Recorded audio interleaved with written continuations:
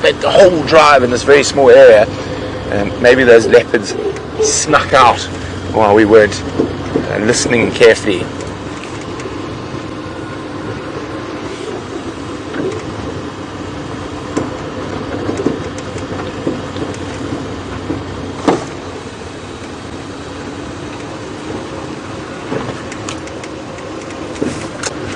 Well, we're very, very warm at Safari Live. Welcome to Martha. Martha is a brand new viewer at the young age of 82. So welcome, Martha. Martha's question is, she would like to know, do animals, oh, bumpy there, display any different behavior around full moon? Yes, but probably not the type of behavior you're thinking. So full moon is actually the worst time of the month for the predators, for their hunting. It makes it a little bit harder for them because it's very bright. So that ambient light gives the prey species like impala and kudu and inyala, all the antelope and zebra, a better chance at spotting a potential predator. So they're the antelope or the herbivores are a bit more relaxed. Oh, people talking a lot in my ear, Martha. I do apologize. I'm going to turn it down so I can concentrate on answering your question. Oh yeah, there we go. So as I was saying, so the prey species or the herbivores, the grass and leaf eaters, tend to be a little bit more relaxed over full moon. Predators tend to move a lot more over full moon, and that's because they're not as successful at hunting. So I hope that answers your question, Martha, and I hope you continue to join us on these live African drives.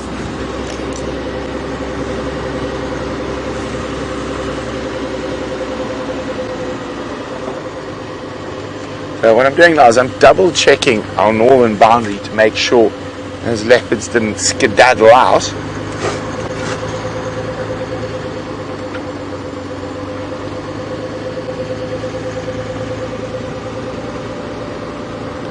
It is beautiful out here. Now everyone's got their favorite time of the year, and strangely enough, well, not strangely enough, a lot of people love the summer months. It's green, there are flowers everywhere, lots of brightly colored migratory birds. But for me, I don't know, there's something about the dry season, the colors in the leaves, and the light this time of the year with all the dust. So, I don't know, for me this is my favourite time of the year, probably culminating in October being my most favourite month to be in the bush. But we'll chat about why a little later, because I don't want to keep you away from those wonderful little leopards.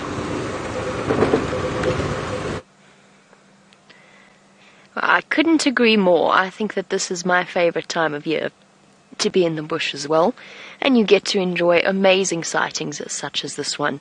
Unfortunately, we are going to have to leave at some point relatively soon.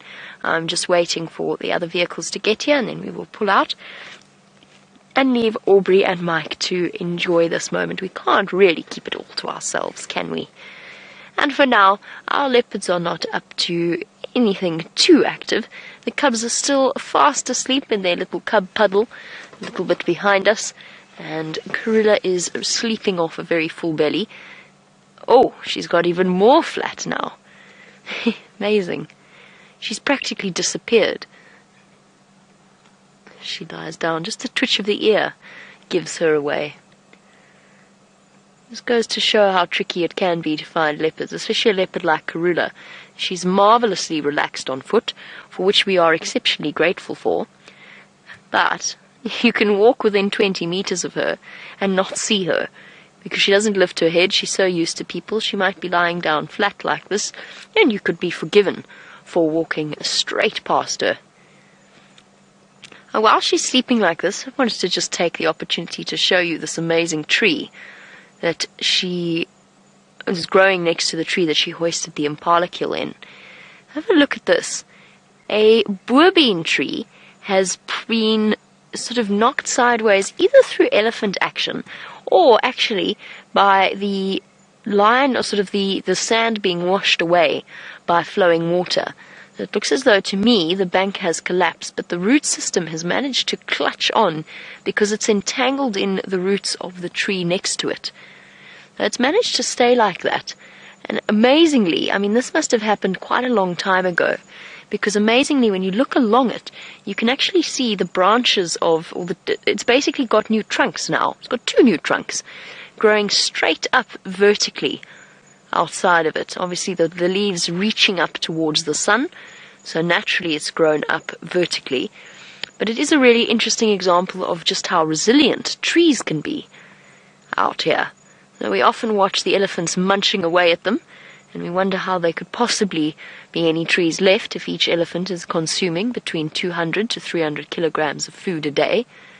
And yet here we go, we've got this tree that is growing up from where it has collapsed almost completely. What do you think of that, Karula? I think she definitely thinks that's the most fascinating thing she's heard in a while.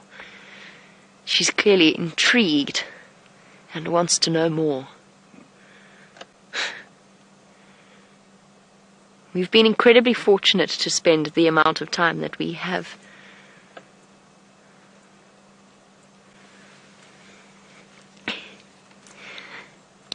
You're welcome to come, Mike.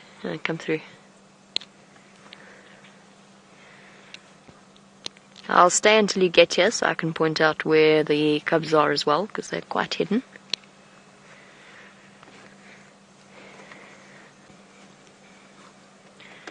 So Mike just making sure that it's okay for him to come into the sighting. That's something that is standard practice out here.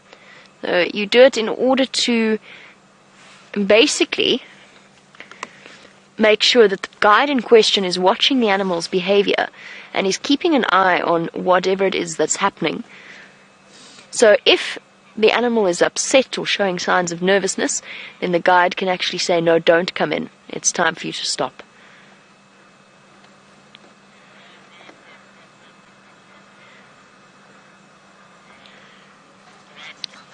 Mike, if you look to your right as you come through, you'll see the cubs there. Just by the thorn tree, if you look to the right there. The other right. There we go. Just pointing them out for him.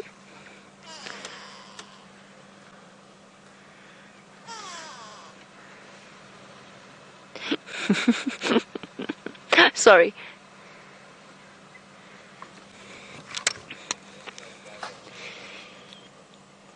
Copy. Oops, I will pull out for you.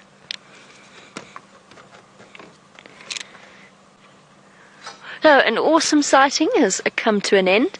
And I'm giggling, I'm sorry, I'm having a good chuckle because I'm watching the guests trying to escape the thorn trees, which, you know, I've just had very clear experience with, in terms of it poking me very gently in the shoulder blade.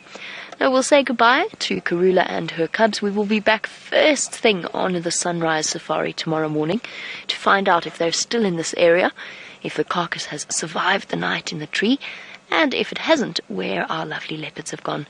While I try and escape this drainage line system, which involves some interesting driving, I'm going to send you back across to Brent, and he can update you on what his plans are for the rest of the afternoon.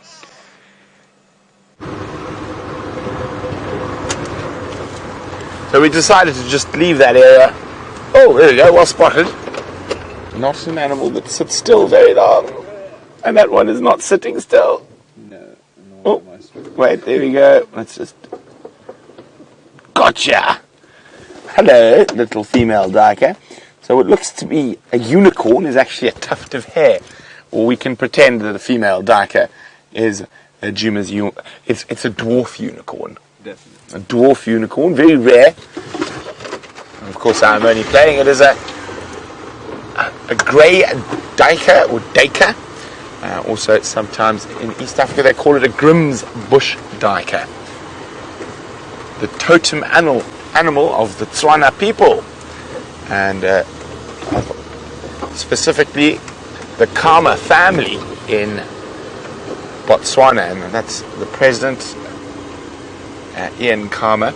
Now his great, I think it's 3 greats, or could it be 4? You're going to have to forgive me a great here or there. Grandfather was being hounded by the Ndebele, which were an offshoot of the Zulu. He decided to escape from Shaka, but there was a big regiment of warriors, and they moved through South Africa up into the north, and then eventually settled in Zimbabwe in a town called Bulawayo. But one of their favorite pastimes is raiding the neighbors and attacking them, taking cows and women as the 2 main reasons for raids. And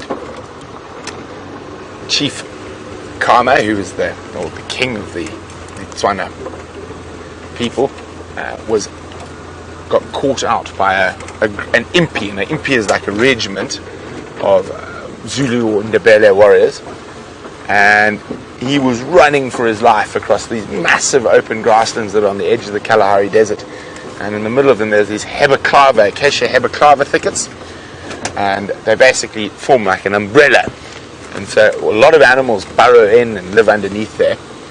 And Chief Kama dived into one of these thorn thickets, and he just was so fatigued he couldn't run anymore, and he was trying to hide from those Ndebele warriors. Here we go, we've arrived at Buffel's Hook, and there's one lone hippopotamus, Bachelor Bobber. Although I do fear we have many Bachelor Bobs that use this in timeshare. I'm not sure it's the same one every time. Right, while we look at Bob marinating in the mud of Buffel's Hook waterhole, I'll finish the story on Chief Kama. So he dived into this acacia thicket and was lying very still at the base. And he was convinced that the Ndebele warriors were going to find him. And what happened is he saw a little tiger in the thicket, and it didn't run from him. So basically the Ndebele warriors ran around, and they knew he must be close, putting spears into the thickets, and they got to the thicket that Chief Kama was hiding in, and the duiker burst and ran out. And then Ndebele said, well, he can't be hiding in there because the little Munti, or Puti in Ndebele, has come out of there, so he wouldn't be hiding there. But of course he was, and he survived, and he eventually went on to get help from none other than David Livingstone's father-in-law, who ran the mission at Mafeking. And there we go, Jean Rey's following some blacksmith lapwings who seem to be chasing a little 3-banded plover. I'm not sure why, but that lapwing has decided it really wants to chase that 3-banded plover. Lovely camera work, Jean Rey. Where's the poor little 3-banded plover? Oh, there's a Cape turtle dove having a drink.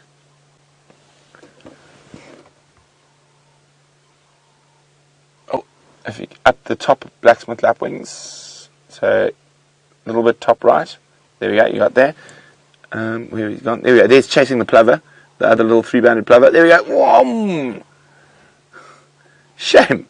Talk about being a bully, picking on something an eighth of your size. Oh, next one coming in. Wow! Again, chasing the plover. They don't really compete, do they? Shame little... Whoa, look at that. I've never seen that before. And they're carrying on. I wonder what that plover said. Was the blacksmith just being a bully?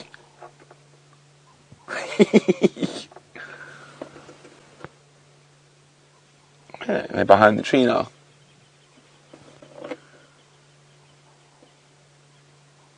Is it chasing? Yeah, it's still chasing the plover.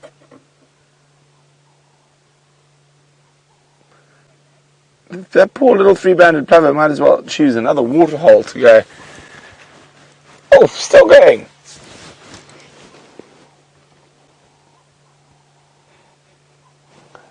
Maybe the blacksmith lapwings are bored and think it's a game. Oh, I can see a pincer maneuver happening between the lapwings.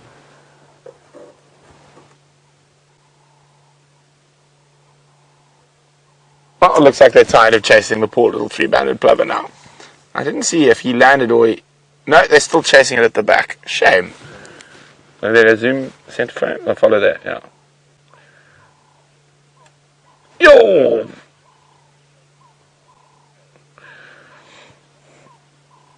Hi, James. Duncan, he said perhaps the lapwings have a nest there. It is possible, but there's no reason to chase a little three-banded plover. It poses no threat to their nest at all. And also, when they chase things from their nest, they're quite vocal.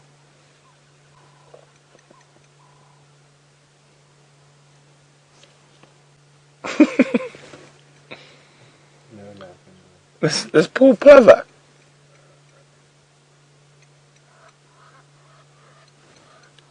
Or maybe that I can hear some geese flying in, but we're going to stick with the lapwing plover. It's almost like a ballet. You almost imagine running on tiptoes.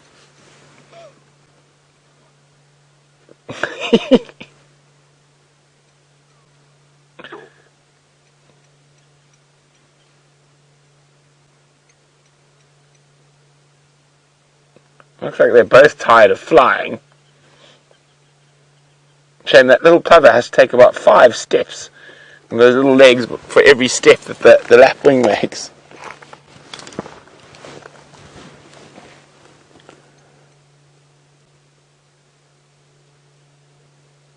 Oh, has the plover... Nope.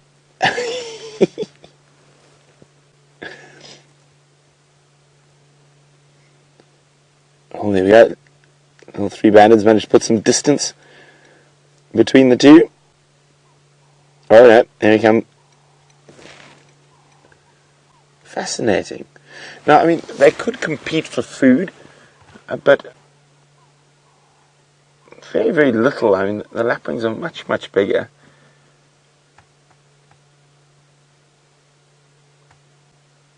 Shame.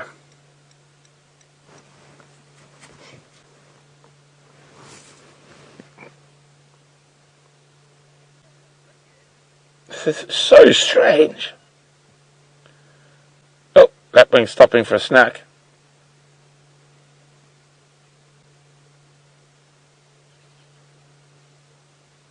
He decided to give up on the persecution of plovers. No. Plover persecution continues. Just needed some mid-persecution snacking.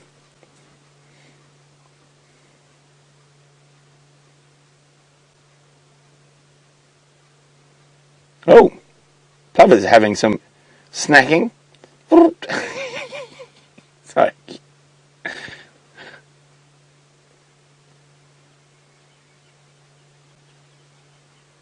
Oh, have you escaped, little plover?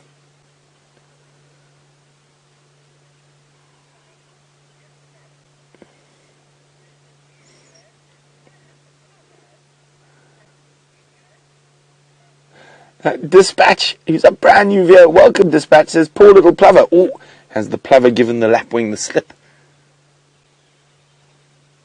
He's running the wrong way. The plover went the other way, Chief.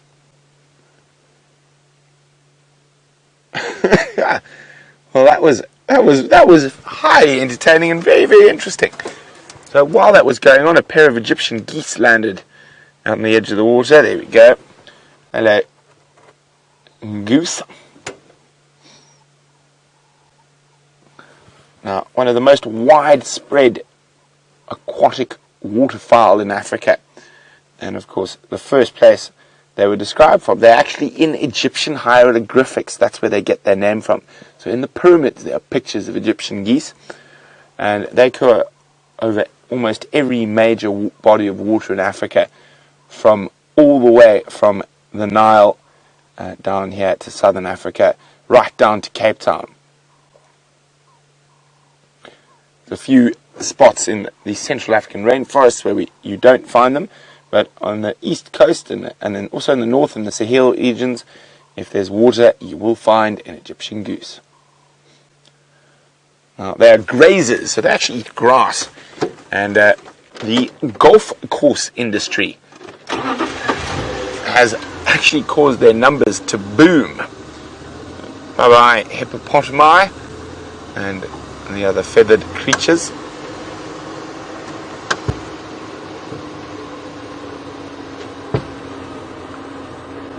So, on every golf course in Africa, you will find probably 100 pairs of Egyptian geese. The lovely manicured fairways are perfect grazing platform for the Egyptian goose.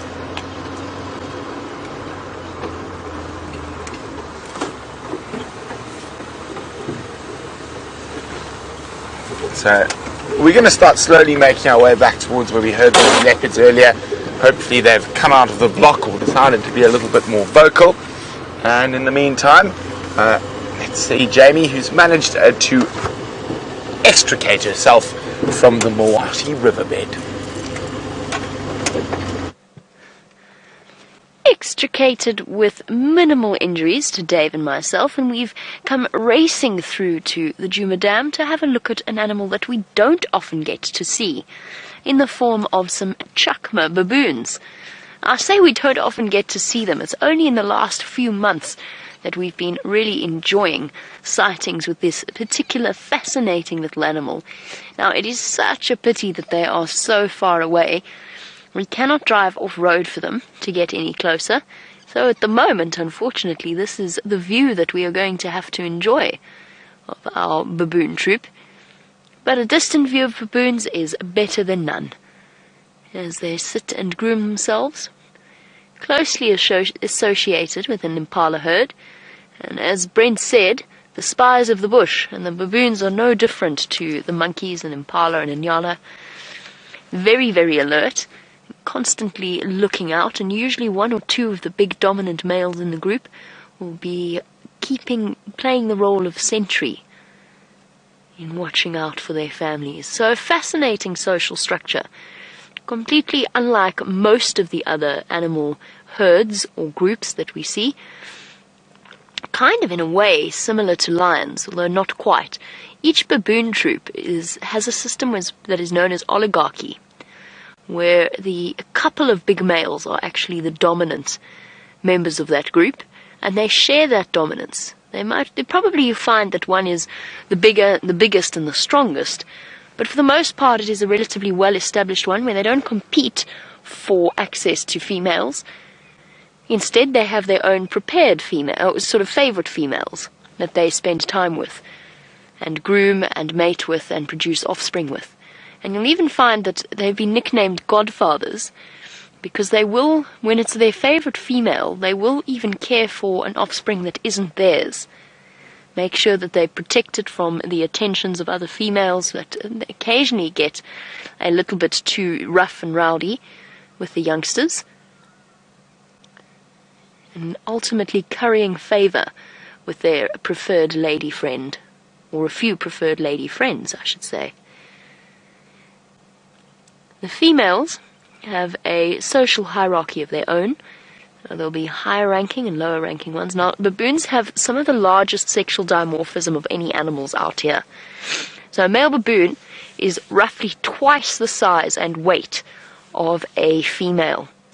Much, much larger. And baboons out here also tend to be really very skittish. So we usually only manage to spend a bit of time with them watching from quite a long distance view. And unfortunately, unless they decide to go towards the Galago Pan, it might be really tricky for us to get another glimpse of them. They seem to have vanished for now, but that's okay, because we have other things at the Pan to keep us occupied. There's Nyala over there, right at the back near the lodge. The impala are starting to gather, and of course, all sorts of animals now coming through to have a drink. The impala scampering around. You are, by the way, also looking, if you were to be able to look into the bush about sort of 20 or so meters, you would see the lovely ladies in final control. And they're not far from us at all. Apparently they're waving to us, but we're not that quite well equipped to be able to put them on camera. But yes, that is where final control is. And the impala herd, what are they looking at? Some of them their attention's been attracted to something, but it's most likely other impala. They tend to be hyper-cautious, which makes total sense, particularly with the smell of lions pervading the air. And then, it's not just these animals, there's also 2 wildebeest sitting watching and waiting for their opportunity to go and have a drink. Hello, boys. Would you like me to move back a little bit? Perhaps that would make your life a little easier. I say boys, even though they're together. Just my impression, I haven't stopped to look at them properly. I might be mistaken about that. But they both look like males to me, with their solid black faces rather than having a strip of brown around the top of their forehead. Also, their horns much broader than the span of their ears. The tip of the ear stops before the end of the upward curve of the horn. These are blue wildebeest, also known in some places as gnus, which is a ridiculous name in my opinion.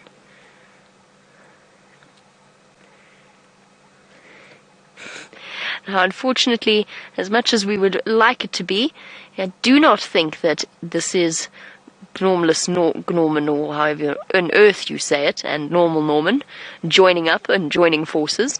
We're a little bit far from Cheetah Plains for it to be whatever his name is, Gnormless Norman. Goodness. Brent and his naming.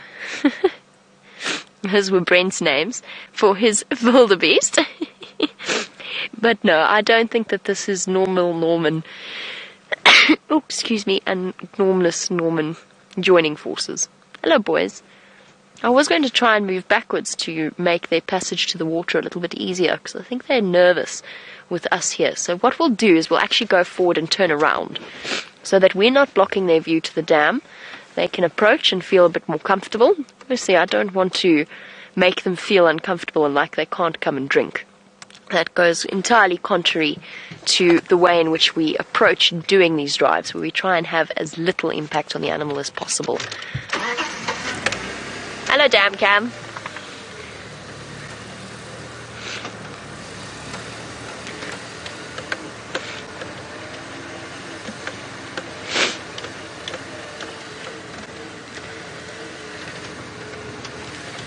And a lovely message coming through from Dispatch, who is a new viewer.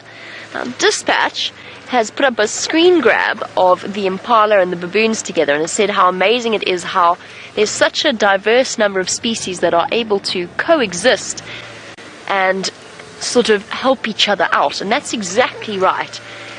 Of all of the animals that you find with baboons, it's very, very common to find impala. First of all, its many eyes means extra safety. There you go, boys. Is that a little bit better? It is indeed 2 males, just by the way. So dispatch, absolutely. And what you'll often find is when, during the fruiting season, and the jackalberries are starting to get fruits, what the baboons will do is they'll go up into the trees and forage, and the impala will hang around underneath them to pick up any of the fruit that they happen to drop. Oh, panic.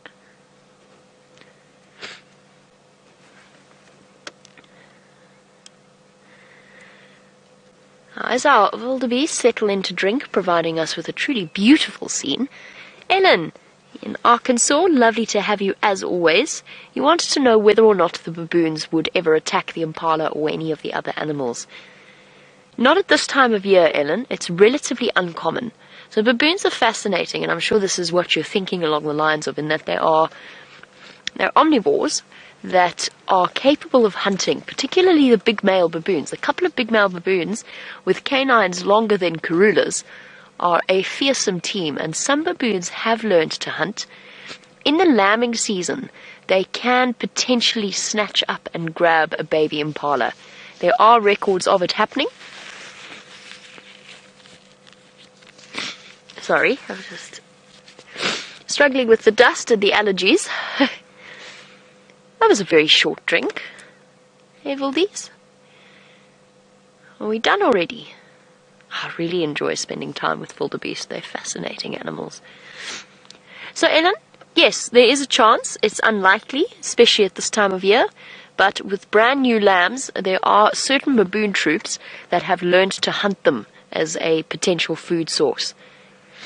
And I have never seen it myself, but I have seen photographs of it, and I can imagine it's actually quite heart-wrenching to witness, because there's that trust level between the impala and the baboons that then gets completely, obviously, undervalued. There's even a case recently, and I mean this is a total exception to the rule, of a warthog killing a baby impala. Now, we don't know what provoked that. We will never know what provoked that, but it did actually settle down and feed on it a bit. Warthogs, like all pigs, and in fact some of the antelope species as well, will supplement their diet with meat every now and again. But the idea of a warthog actively hunting a baby impala is a really very strange one. I thought that was a short drink. You can't possibly be done. It's okay, you can go back.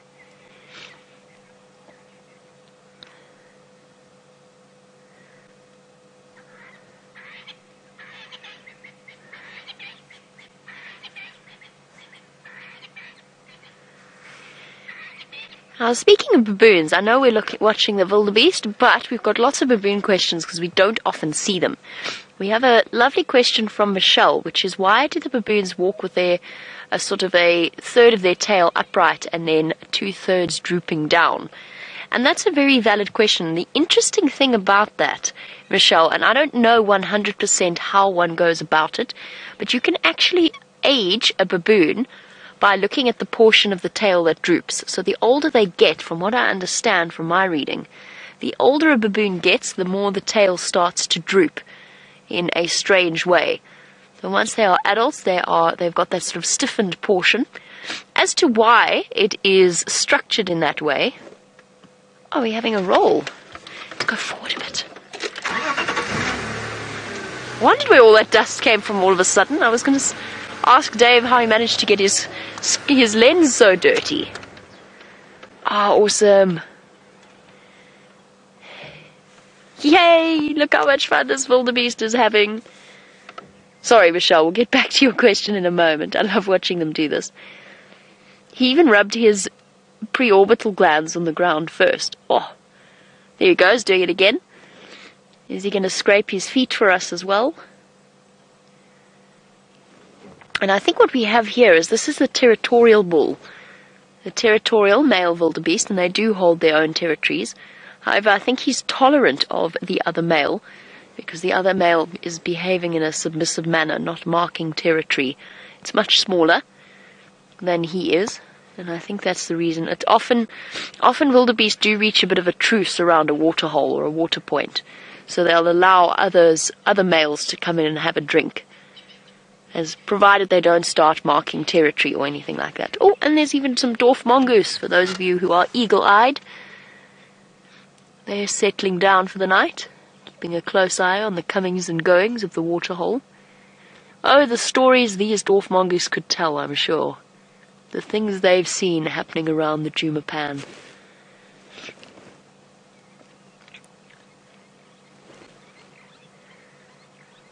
And off goes our wildebeest. Oh!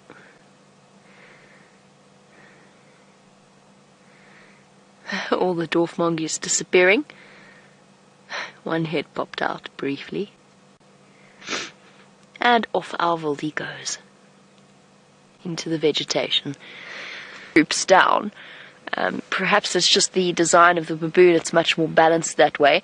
And as with any animal, it plays a very, very important role in their social communication, but it's definitely not as movable as a monkey's tail. And just like that, everybody's gone. The impala have gone, the wildebeest have gone, the dwarf mongoose have gone to sleep, and I think it's time for us to move on. Perhaps we'll encounter the baboons as they start to settle down, because they're going to be looking for a nice big tree in which to spend the night. And in fact, they're probably up there already, settling down for the evening. I'm just going to wrap a scarf. It's starting to get chilly. And while I add a few layers before we set off on our search, let us go back onto the back of Rusty and see how Brent's evening is going.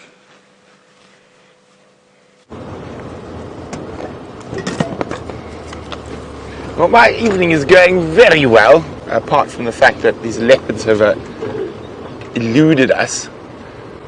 I'm hoping now that it's a bit cooler, they might be mating more frequently or get a little bit thirsty. So if they haven't gone east, they must have gone west. Can't find any tracks to the north. I think we're going to check a little bit further to the west. And as Jamie was saying, the temperature has dropped quite a bit. Find my jacket for a bit of warmth.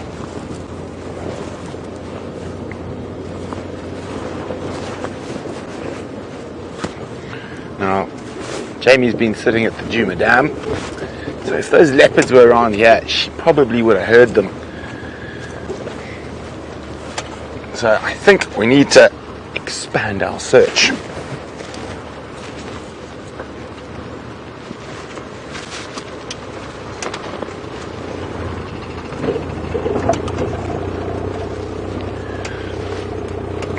Hi, Michelle. Michelle says, weren't you just at Buffalo's Hook Dam? Isn't there supposed to be a dead elephant there? Now, Michelle, I can understand your confusion a little bit. There is indeed a dead elephant, but that elephant is in Buffalo's Hook. Now, we're on Djuma, which is actually known as Gowrie. Buffalo's Hook Dam is near the Buffalo's Hook boundary, but the dead elephant is in Buffalo's Hook, which is the property to the north of us. Standing by.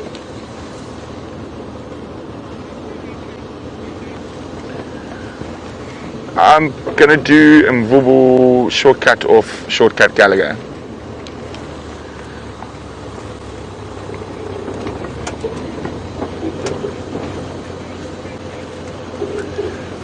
Sorry, let me just cancel that. I'm going to do the cut line up towards Sydney's in case those animals went west. I don't know if you want to check around Gallagher Pan.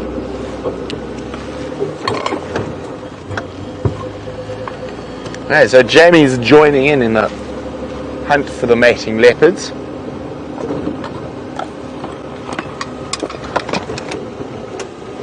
Okay, are you ready to be bounced around? This is possibly the bumpiest section of road in the whole of Djuma. So here we go. Fighting the steering wheel.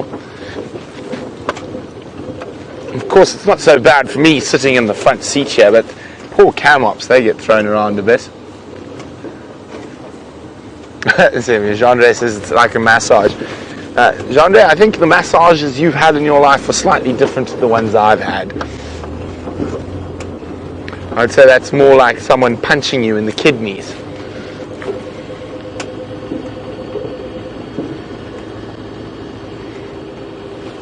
So this is the spot where we heard that leopard. We heard those leopards from. So if they're not over there, maybe they went that way.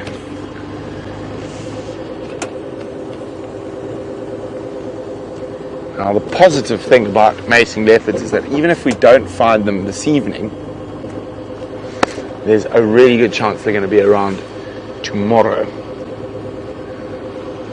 And so, guys, please, even if you don't see them on the Djuma cam, those of you who watch and listen to the Djuma cam, listen out for that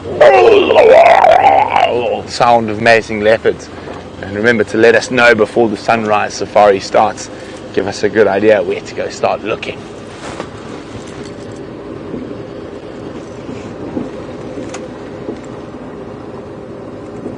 Now, I know a few of you are after a beautiful sunset. Unfortunately, the sun has set. It is dipped below the western horizon, hence the chilliness that is set in.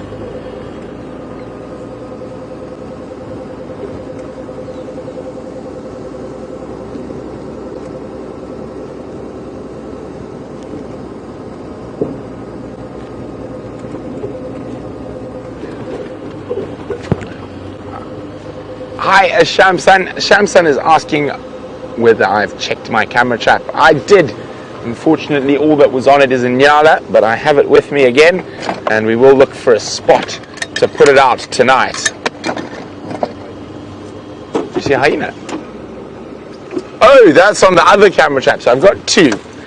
It's not the best video, so we're actually not going to share it just yet, but we're planning to reposition it slightly, and occasionally, if people like Chandra forget to put the dustbins away in the kitchen, and they leave the dustbins out, Howard, now Howard is a generic name for all hyenas are Howard the hyena, comes in the dark of night, and it was actually incredible. You could see how strong a hyena was. Those big black dustbins, she had it by the bottom lip, so she had it like that and had it clear off the ground and was running out of camp with the dustbin in her mouth. So we're hoping to get some good footage of that, or even just the hyenas are wandering around camp at night. Once everyone goes to bed, they come to see if we've left a mess for them to scavenge off.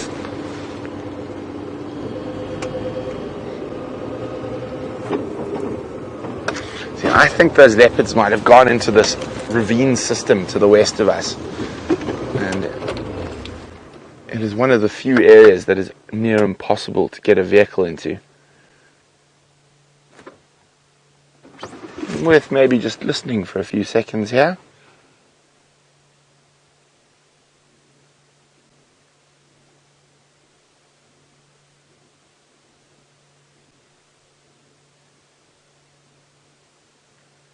Nope.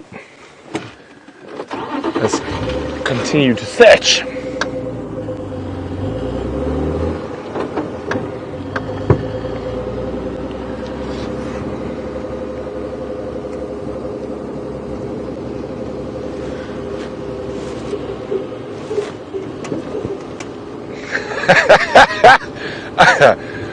Cat in Tampa says, "What is a dustbin?" Well, cat, what would you call it in America? Trash can. A garbage can, a trash can.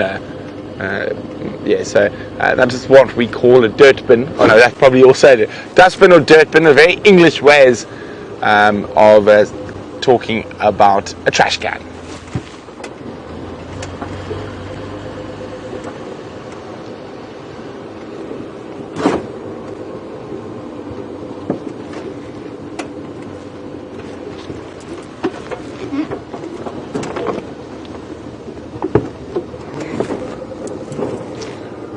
Okay, so we're going to keep on the fire break now.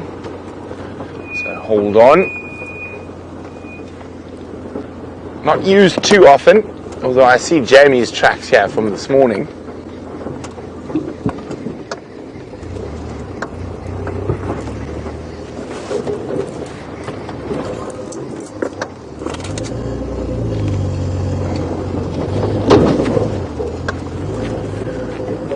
Okay. While we continue our search for the mystery mating leopards, I wonder what Jamie's up to.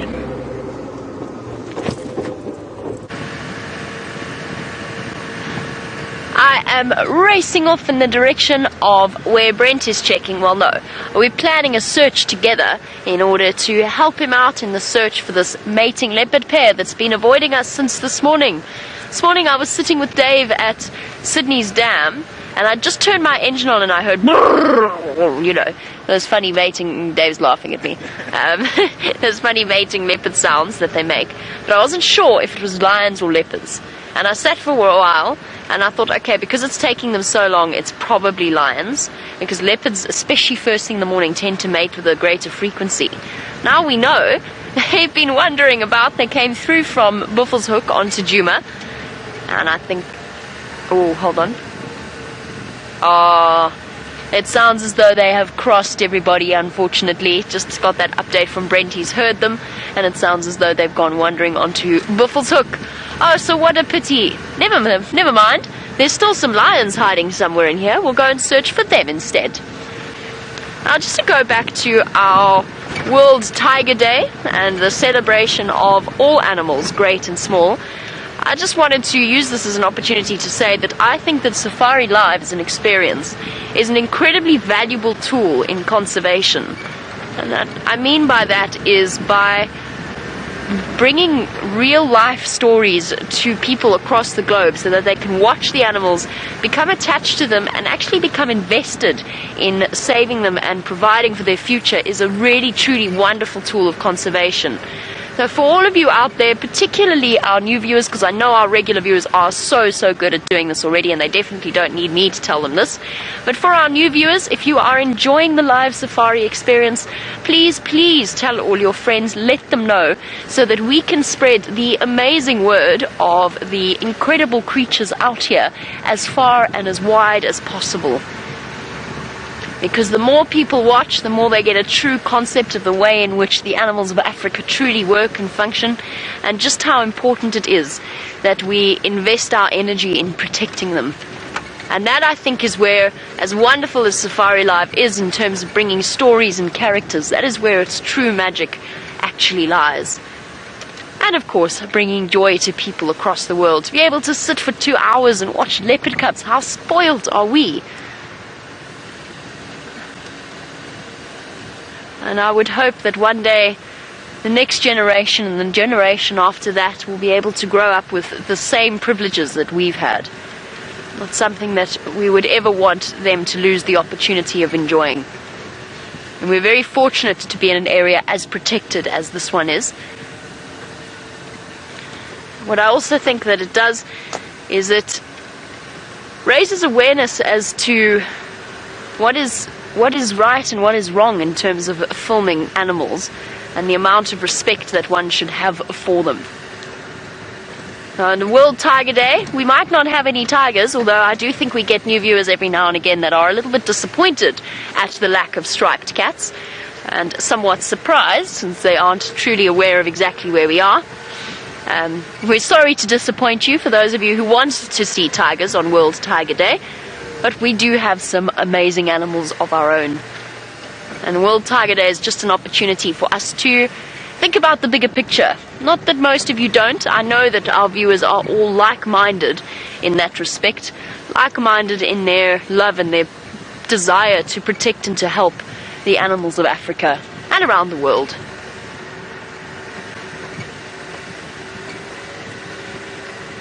I think tiger safaris, live tiger safaris. Oh, the dream one day. There's so many amazing animals to see. Right, so where are these lions? Speaking of amazing animals that have spent 2 days dodging me.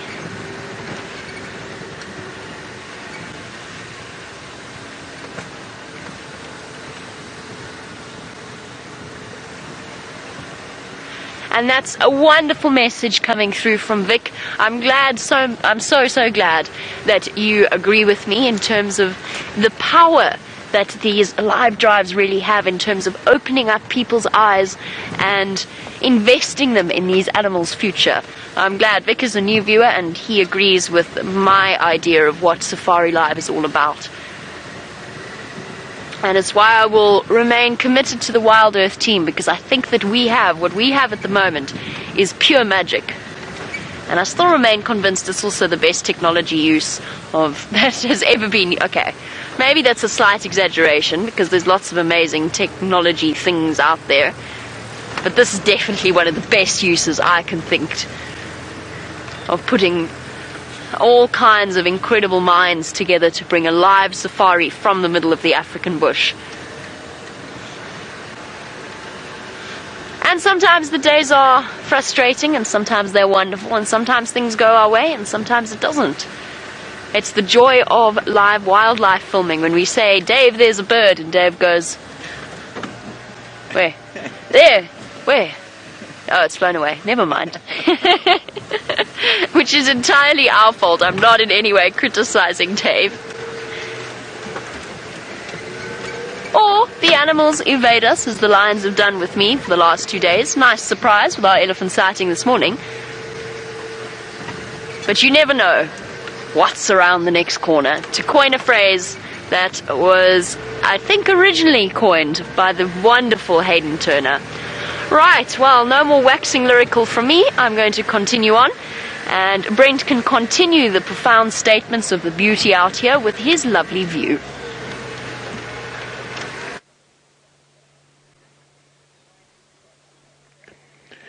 See, I'm not sure I'm quite good at waxing lyricals, so I'll just let the scene do the talking for me.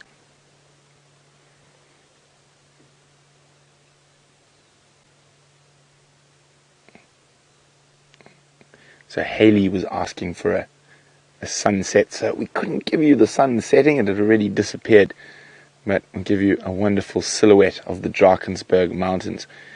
And as you can see in front of the mountains how undulating the country is around here. Not massive hills, but you can see the little river valleys, and you can just see that slight sort of dust in them at the moment.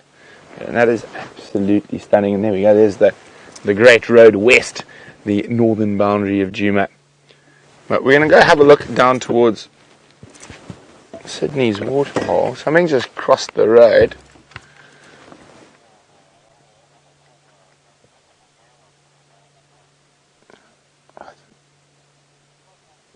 What is that? I don't know, I just saw a bit of movement. No, sorry, it was a bit closer than that. Sorry, Jean-Andre.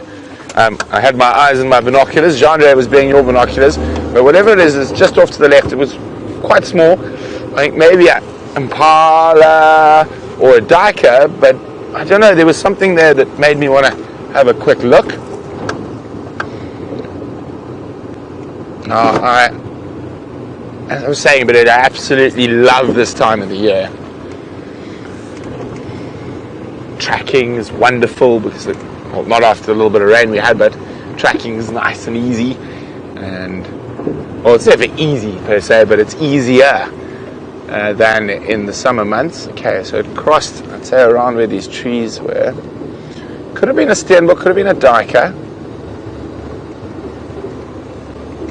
It could have been something far more interesting.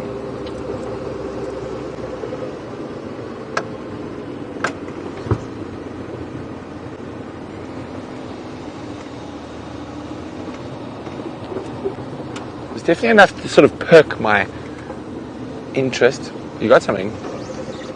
It's a duiker. Oh dear, there it goes. Oh dear, they often are the ones that get us, and especially in low light and night, because their movements for an antelope are quite cat-like.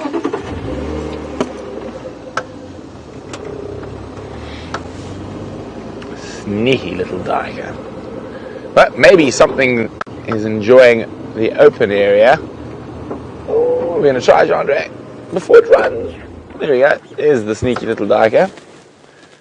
Oh, it suddenly realized it's been spotted. It's another little female. A little tuft of hair between her ears. Can they see me? Can't they see me? Should I keep still? Should I run? Oh, decisions.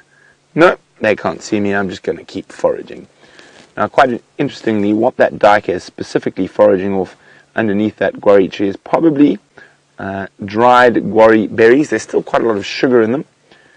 And lots of animals, especially in this drought, will take advantage. Like, oh, maybe they can see me. Oh, no, that's okay. I'm safe. A graceful little antelope.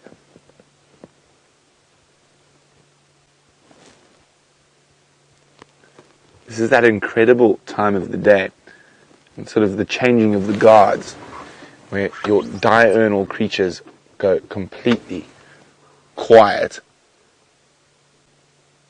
and your nocturnal creatures wake up. I mean, listen, there's almost not a sound. If we keep quiet, there's literally not a sound.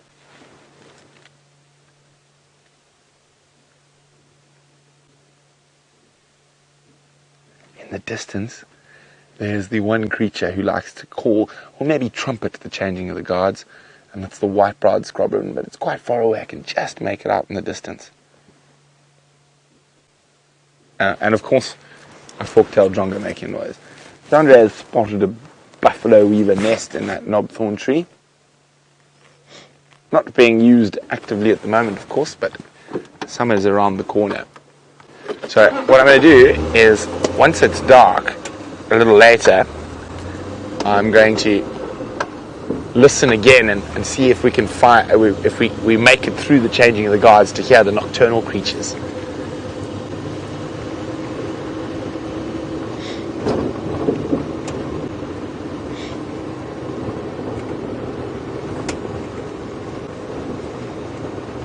I really just don't want to turn on my lights yet and just spoil this awesome atmospheric light we've got at the moment.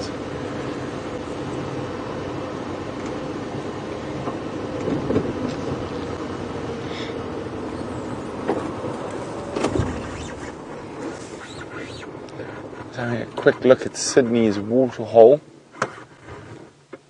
And the only thing I can see is catfish breaking the surface of the water. There we go, you can see those ripples there.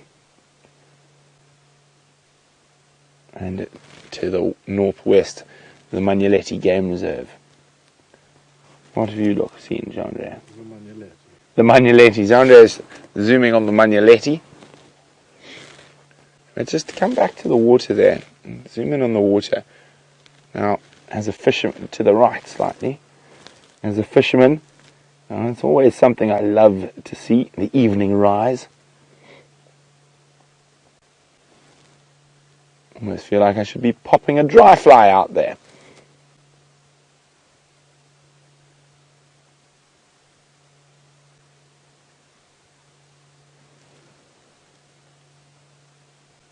Oh, okay, well, nothing happening here, so let's head towards Impala Plains.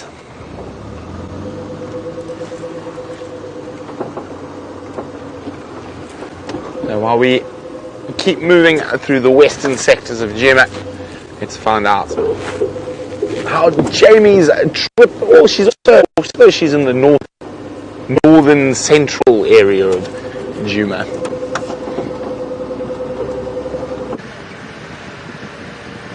I am exactly in the northern central, pretty much smack bang in the middle, on our northern boundary, searching once again in the last few moments of our sunset safari for those lions.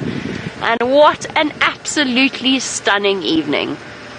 And I love the way that Brent described it as a changing of the guard from the daytime animals to the nighttime animals. There's this sense of expectation in the air and an excitement. And I don't think it's just, well, perhaps it's a very human thing because there's all kinds of exciting prospects. But I think for the animals as well, they get that sort of tense feeling of expectation. For the prey species, it's another night that they have to try and get through and survive, but it's such a beautiful night. It's nice and still. It's a night for the prey species rather than for the predators. And then, of course, the predators are coming out, starting to stretch their limbs, give a couple of big yawns and a couple of licks of the paw, and then moving off into the night. Ah, it's so exciting. It's one of my favorites. I've got these early childhood memories of going out with my parents on night drives. Whenever we'd go and visit a reserve, it was a special treat that I got to go on a night drive. And I remember being freezing all the time, somehow. And yet at the same time, it's just magic.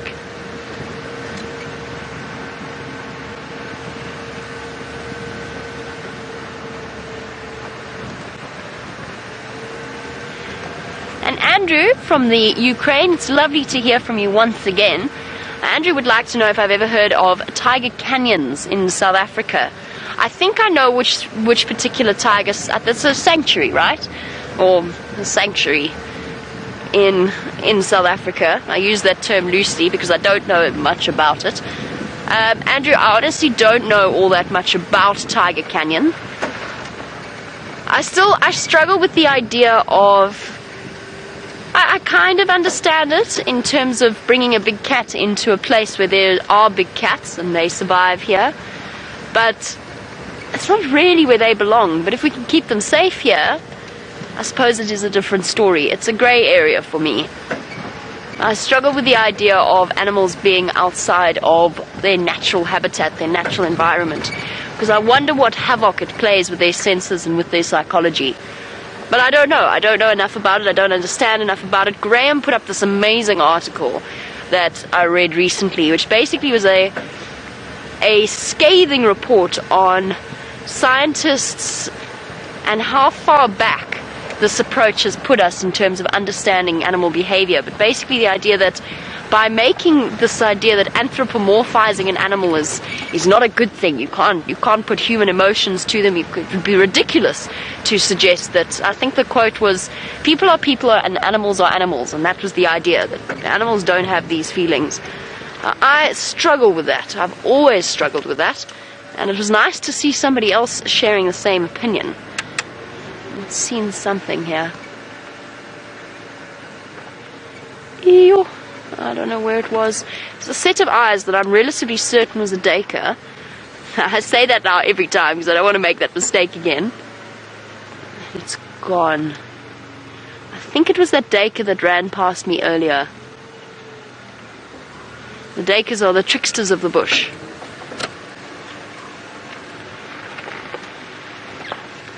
I think it must have been, if it were a little mystery cat, it was something low to the ground, if it were a little mystery cat, we would have, it would have stuck around. They don't tend to run away at night when there's a spotlight, they tend to freeze and remain anonymous. I'm turning off all my lights, making sure all my lights are off. Hi guys! Hello, hello! Bye! Aubrey and his guests. A very merry bunch, from what we hear from our camp next door. So the lion den site is not far away from where I am at all. Obviously, I'm definitely not going to go in there now. They are very, very tiny cubs, so I'm not going to go in and spotlight them. I'm basically just hoping to catch a glimpse of Mom as she returns to feed them. So Herbert found it just tucked away in this drainage line that runs parallel to a road called Gari Cut Line. Those of you who are familiar with it, you'll know where I mean in terms of our proximity to the dam. So keep an eye on the Djuma Dam camera tonight. There's a very good chance that the lionesses are going to come and drink from it. Even though there's lots of groundwater still around, it's starting to get muddy and a little bit brackish almost. And they might decide that the Djuma Dam is a much better prospect to go and drink from. The den site, from what Herbert described, is right in here.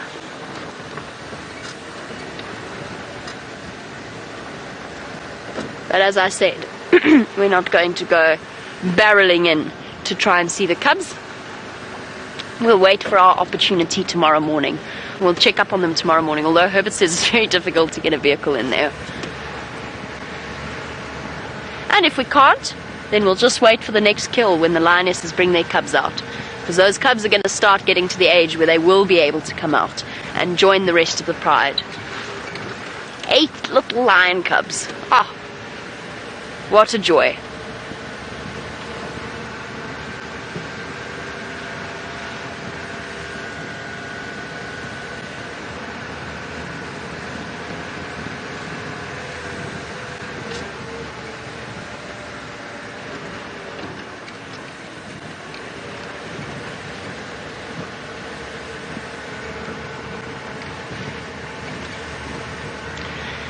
And as we enjoy the beauty and the stillness of the evening air and the smells of the African bush in the winter, it comes time for us to say goodbye to you all and to do our thank yous.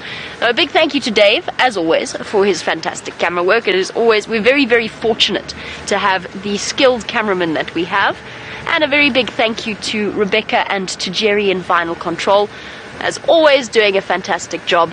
And then most importantly, a big thank you to all of you watching across the globe, and don't forget to celebrate World Tiger Day in whatever way you can, just appreciating the magnificence of the creatures around us. I will catch up with you tomorrow morning on the Sunrise Safari, but for now I will say goodbye and thank you once again.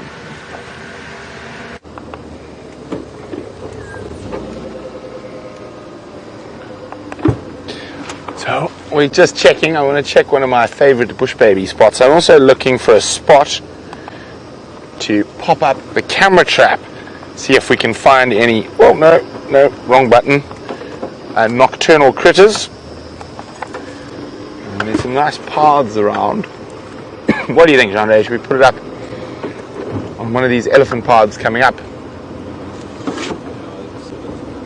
There's civet, white-tailed mongoose in this area, possibly serval. And there we go. So remember, today is International Tiger Day.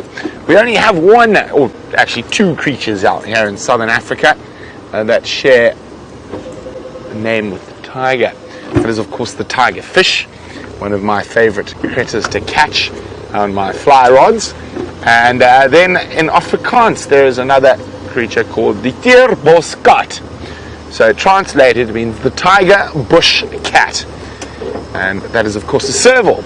So we're hoping to catch a teerboskat on the camera trap. I think, where do you think? Down? Should we put it on the edge of quarantine somewhere? On a game path. John reckons game path. Yes, there's a nice path around here somewhere. But as we're saying, we're going to be looking for the teerboskat on the camera trap. I think there's a good game path. So there we go. There's a really nice game path going off there. So I'm going to pop it on that tree there. So Jean-Ray, may I have a cable tie, please? I will. So I might be off the vehicle. So Jean-Ray might have to tell me when. Oh dear. Okay, let's get that right. Thank you.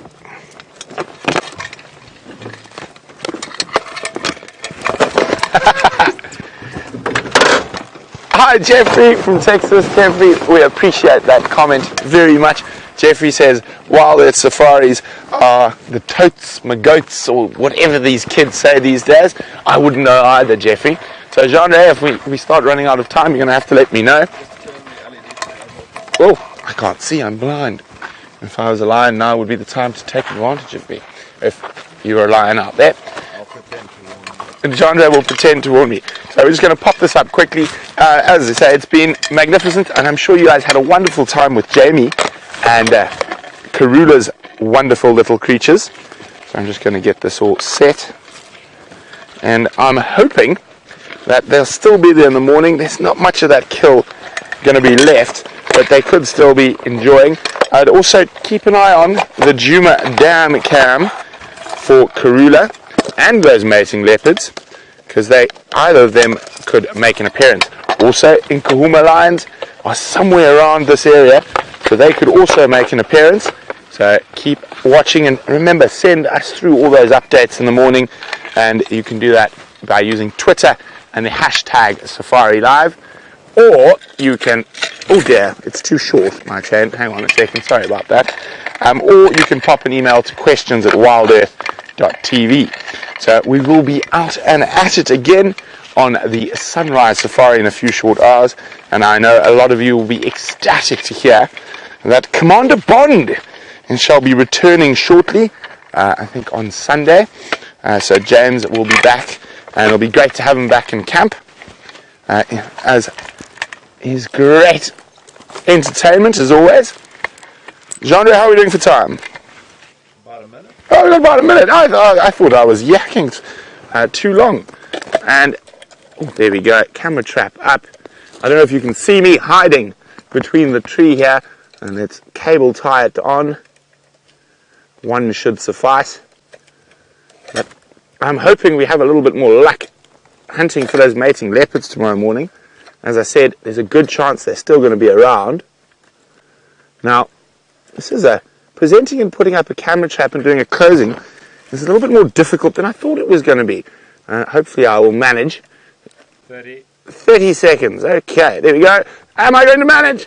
Oh dear, I think, no, I didn't put the cable tie the wrong way around. But as I said, thank you for joining us on Safari Live, and we can't wait to do it all again bright and early tomorrow morning on the Sunrise Safari. So from Jean-Ray, the Oompa Loompa, myself, and the rest of the Safari Live team, we'll see you very soon.